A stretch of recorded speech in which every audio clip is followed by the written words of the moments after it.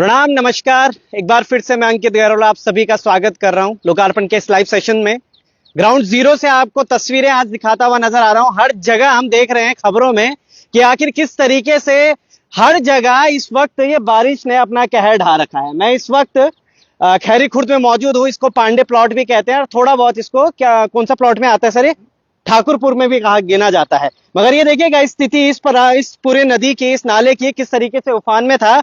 और ये सब बड़े हुए ये सारे जितने भी यहाँ पे घास आपको देखने को मिल रही होगी, ये घास इसका जीता जागता एक सबूत है कि कितनी तबाही के साथ ये पानी यहाँ पे आया हुआ। एक और तस्वीर आपको दिखाता हूँ। ये देखिएगा, इस तस्वीर को मैं कैमरा मैन को बोलूंगा थोड़ा पास आइएगा, दिखाने की कोशिश कीजिएगा। असल में यहाँ पर ये पहले से नहीं था, ये काफी समय से पहले इतना ही, अभी मेरी बात हुई थी, उन्होंने कहा था कि इतना ही था ये। अब ये पूरा पानी ने काट काट कर पूरा इधर से आगे चला गया। आप देख पा रहे होंगे किस तरीके का ये मंजर है। और अभी तो सावन शुरू ही नहीं हुआ भाई, अभी वो बारिश शुरू ही नहीं हुई है। तो चंद कुछ घंटों की बारिश है जिसकी वजह से आज ये सभी लोग छाता लेकर बाहर खड़े हैं, अपनी जान की भीख मांगते हैं। यहाँ पे जनप्रतिनिधियों से बात करने के लिए यहाँ पे खड़े, मगर अभी तक जो इस क्षेत्र के जनप्रतिनिधि हैं, कौन है, अभी ये लोग इससे भी बिल्कुल नाखुश है कि कौन का जनप्रतिनिधि है। कौन है आपका जनप्रतिनिधि? ग्राम सभा प्रधान विजय राम पेटवाल। कहाँ है विजय राम पेटवाल? नहीं आए। क्षेत्र पंचायत भी नहीं आए। क्षेत्र पंचायत भी नहीं आए। जिला पंचायत ये अभी आए रीना राम। वो तो कह रही है उनके पास अब आएगा ये क्षेत्र, इससे पहले किसी और के पास था। ये वाला हिस्सा इनके ही पास था। हाँ। 4 नंबर वार्ड जो है ये इनके ही पास था ये पहले से, पर इनको मालूम नहीं था कि मेरा वार्ड। कभी प्रधान जी के साथ इनका संपर्क नहीं हुआ। प्रधान ये गलती तो प्रधान जी की है। फिर हम जिला पंचायत को क्या बोले इस विषय में? ये प्रधान जी की, कि प्रधान जी को यही नहीं पता कि उनका जिला पंचायत कौन है, किससे थ्रू आप यहाँ के लिए बजट लेके आएंगे। बजट की बात करते हैं, बजट आया था इससे पहले इसका?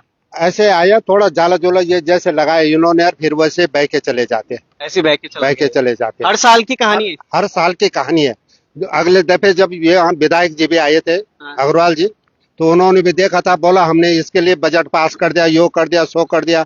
विभाग को बोला इतना पैसा स्वीकृत है, तुम अब पूरी विभागों में एप्लीकेशन दे रखी है हमारी, परंतु किसी पे भी सुनवाई नहीं है। 20 साल जो है विधायक के ऐसे कट गए, और 15 साल हमारे प्रधान जी के भी ऐसे कट गए।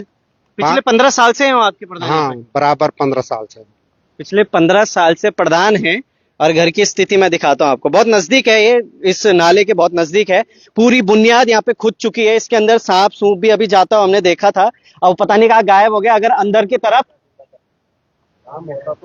वहाँ है, शायद सांप है, वहाँ दिख रहा है वो बाहर मुंह उसका, पता नहीं कैसा सा अजीब सा। पर अगर अंदर कहीं रास्ता निकाला गया तो अंदर चला। ये आपका घर है कि हमेशा हर साल ऐसी होता है? नहीं, हर साल तो कम आता है। 2023 में आया था, उसके बाद अब भी आए। 2023 में आया था। वो तो अंदर चले गए, पूरा सामान भी खराब हो गया था हमारा। अच्छा। हाँ। तो अभी फिर आपने उस टाइम पे बोला होगा अपने नेताओं था, इन्होंने कोई कुछ नहीं सुना, किसी ने ये जाला रखा, जाला रख के चले गए। बोल रहे हैं कि बजट आ ही नहीं, सरकार दे ही नहीं रहे, हम कहाँ से बनाएंगे। हर बार सरकार को दोषी करार कर देना एक अच्छी बात नहीं है। जब हम ही उनके पास नहीं जा रहे, जनता ही जनप्रतिनिधियों के पास नहीं जा रही है कि हमारे को इस चीज की जरूरत है, तो फिर वो कैसे आपके लिए काम करना चाहेगी? वहां सांप है, मैं अभी कह सकता हूँ, जो भी फॉरेस्ट अगर कोई मेरी इस वीडियो को देख रहे हैं यहाँ पे तुरंत पहुंचिएगा, क्योंकि वहां दिख रहा है वो छोटा, अब जो भी मुंह अजीब सा लग रहा है वो पता नहीं किस तरीके से। भाई साहब क्या कहेंगे पूरे क्षेत्र के बारे में? आपसे बात करते, क्या कुछ कहेंगे इस पूरे विषय में? जी सर, हमारे क्षेत्र की बहुत बड़ी समस्या है। हम हर साल इस नाले की वजह से बहुत परेशान हैं।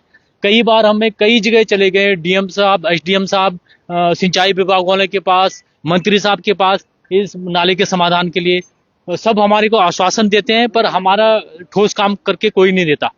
कई जगह हम अपने मकान की रजिस्ट्री तक लेके चले गए वहाँ डीएम साहब के पास। अच्छा। कि ये रजिस्टर्ड जगह है, मतलब रजिस्ट्री की जगह, हम वैसे नहीं बसे हैं यहाँ। हमारी को इसके नाले का परमानेंट सोल्यूशन करके दिया जाए, ताकि हम बारिशों के महीने में और 2 महीने तो हम ऐसे परेशान रहते हैं अपने घरों में कि सो नहीं पाते, चैन से उठ नहीं पाते, खा नहीं पाते, जी नहीं पाते, सो नहीं पाते। तो आज भी हम 5 बजे सुबह से परेशान हैं इस नाले के चक्कर में। कम से कम लेवल से 5 फीट ऊंचा पानी उठाइए, मतलब घर के आधा फीट बच गया था घर के अंदर पानी जाने से आज। नहीं तो फिर अगर आधा थोड़ा बार पानी और बढ़ता है इसमें तो घर के अंदर घुस गया था पानी सबका। घर के अंदर कुछ तस्वीरें आ तो रही थी, घर के अंदर पानी घुसा हुआ है। हाँ, 1-2 घरों में घुसे हैं, जिनका लेवल थोड़ा डाउन है ना, उनके घरों में घुसे हैं मेरे बगल में। बगल वाले घर में। तो मतलब बहुत ही खराब सिचुएशन है, खासतौर पे बारिशों में तो यहाँ पे बहुत बुरा हाल है। तो हम प्रशासन से यही अनुरोध करते हैं कि हमारी समस्या का समाधान किया जाए। हम बहुत परेशान हैं हम लोग, और ये हम प्रशासन से यही गुजारिश करते हैं कि हमारी समस्या को सुना जाए और समस्या को सुना जाए। ये हर साल का विचारों का काम होगा कि हमारी समस्याओं को सुना जाए, मगर समस्याएं सुनने वाला यहाँ पे तो आ ही नहीं रहे। आपके घर के अंदर घुसा था पानी? हाँ, अगले साल हमारे घर के अंदर सबके घरों में, हमारे जो इधर है सबके घरों में पानी घुसा। पानी घुस गया? पानी घुस गया था। आ रहे लोग देख रहे जा रहे, कुछ काम नहीं हो रहा यहाँ पर। रोज ऐसा ही है यहाँ पे। शासन प्रशासन कोई यहाँ काम नहीं कर रहा, कोई भी नहीं। आ रहे जा रहे, देखो ये मकान है, ये धस गई हमारे घरों के अंदर। हमारे बिस्तर तक, हमारे सोने के लिए कपड़े नहीं रह रखे, सोने के लिए सब बेड के ऊपर तक पानी भरा। हमारा खाना पीना राशन पानी सब अंदर। उस समय तो ऐसा हाल हो रखा था यहाँ के। इस बार भी अगर 1 मिनट पे और रहता पानी तो पूरा अंदर जाने वाला था। हम पहाड़ों में डरते हैं कि बारिश आने वाली है, पहाड़ ढह जाएंगे, घर बह जाएंगे, ऐसी स्थितियां देखते हैं। मगर अब तो हम शहरों में भी सुरक्षित नहीं है। पहाड़ों से पलायन करा कि यार हम ऐसी स्थितियों से बच जाएं, शहरों की तरफ जाएंगे, मगर शहरों में ऐसी एक नाला, ये देखिएगा, ये प्राकृतिक है, चलिए हम समझते हैं प्राकृतिक ये नाला अगर उफान में आता है, मगर इसका मतलब ये थोड़ी ना है कि बस इसको ऐसे छोड़ दिया जाए। क्या यहाँ के रहने वाले जो बासिंदे हैं, इनकी जान मान की जो जरूरत है वो आप नहीं समझते हैं? क्या क्षेत्र पंचायत यहाँ पर आने की अभी जरूरत नहीं ठान सकता था, या फिर प्रधान यहाँ पे आने के लिए? अब चुनाव नजदीक है, कुछ ही समय में चुनाव हो जाएंगे, और हर एक चुनाव में हर एक प्रत्याशी इसी पुस्ते के ऊपर खड़े होकर ये वादा करके जरूर जाएगा कि अगले आने वाले इस बजट में हम इस पुस्ते को बना देंगे। और पिछले 5-6 साल से शायद ये ऐसे सुन रहे, अभी भाई साहब कह रहे थे 15 साल से एक प्रधान जी है और अभी कुछ नहीं करा, कुछ नहीं करा, कुछ नहीं करा यहाँ पे। दिख रहा है हर बार आ रहे लोग, हर साल आ रहे जा रहे, बस देख रहे हैं। फिर कहते हैं कि हम लोग जनप्रतिनिधियों के विपक्ष में रहते हैं, हमेशा कभी उनके पक्ष की बात नहीं करते हैं। आखिर कैसे की जाए पक्ष की बात? जब तक पक्ष की बात करते तब तक ये ग्रामीणों के चेहरे हमें दिख जाते हैं, ये मुरझाए हुए से चेहरे, ये डरे हुए से चेहरे, जो कि हमेशा ये सोच रहे होंगे कि अगली जो बारिश आ रही है, क्योंकि आज तो मुझे लगता है ये बारिश पूरे दिन रहने वाली है। ऐसे ही आप समझिए कि इस बार का जो आंकड़ा लगाया जा रहा है बारिश का और ज्यादा है पिछले साल से। तो ये कैसे यहाँ पे रहने वाले हैं ये लोग, और किस तरीके से रहने वाले? क्या हमेशा की तरह ऐसे यहाँ पे बाढ़ आएगी, फिर थोड़ी देर रोका जाएगा, जेसीबी आएगी, मलबा साफ किया जाएगा, और उसके बाद फिर ये लोग ऐसी बाहर छतरी लेके खड़े रहेंगे कि आखिर कहीं हमारे घर में तो नहीं घुस रहा है पानी? बने रहेगा लोकार्पण के साथ, क्योंकि अब पल पल के अपडेट्स आपको देंगे।